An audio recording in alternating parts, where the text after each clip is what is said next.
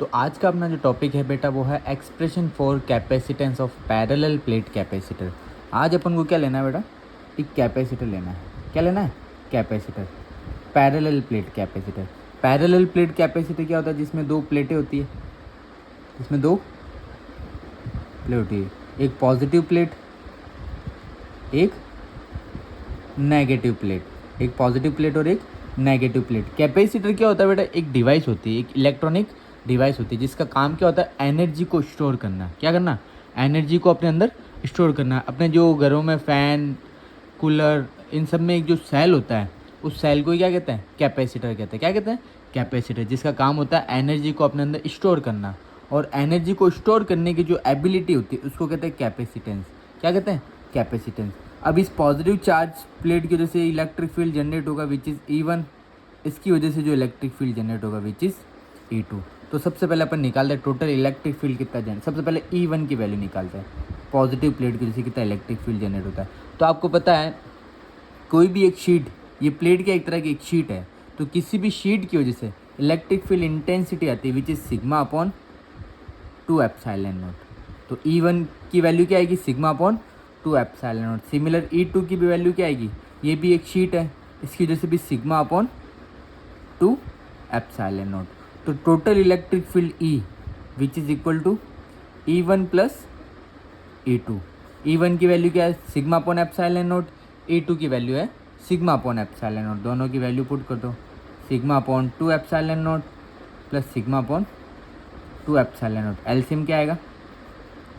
2 epsilon not. ऊपर वाली value sigma plus sigma, sigma और सिग्मा ऐड होके क्या बन जाएगा? 2 sigma.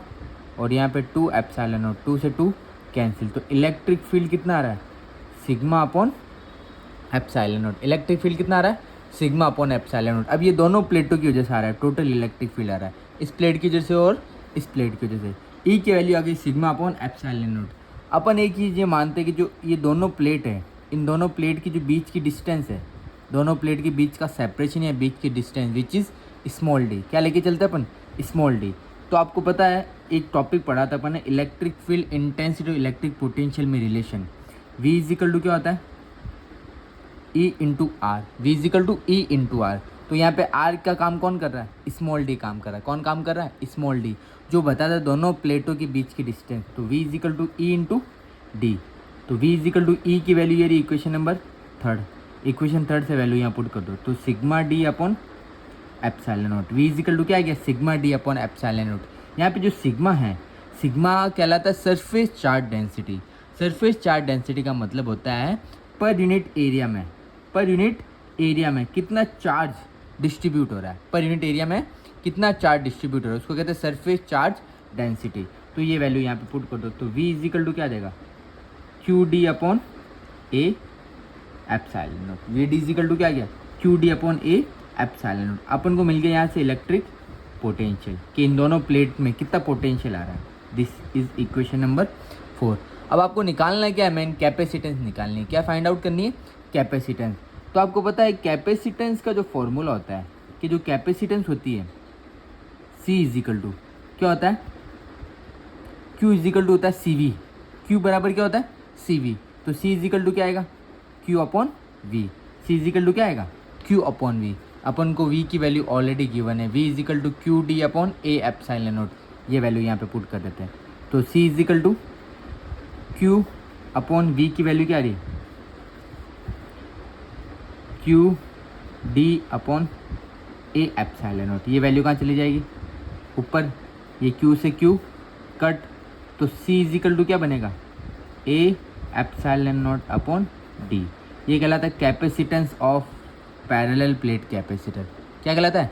Capacitance of parallel plate capacitor, जहाँ पे ए एरिया को रिप्रेजेंट कर रहा है, स्मॉल डी बताता है दोनों प्लेट के बीच का सेपरेशन को बता रहा है, एप्सिलॉन नॉट बताता है इन दोनों का मीडियम।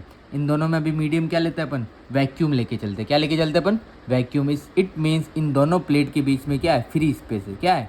फ्री स्पेस या वैक्यूम, मतलब कोई भी मीडियम नहीं है। अगर मान लेते हैं कि इन दोनों प्लेट के बीच में इफ़ एप्सिलॉन मीडियम, कोई भी एक अपन ने क्या कर दिया इसमें?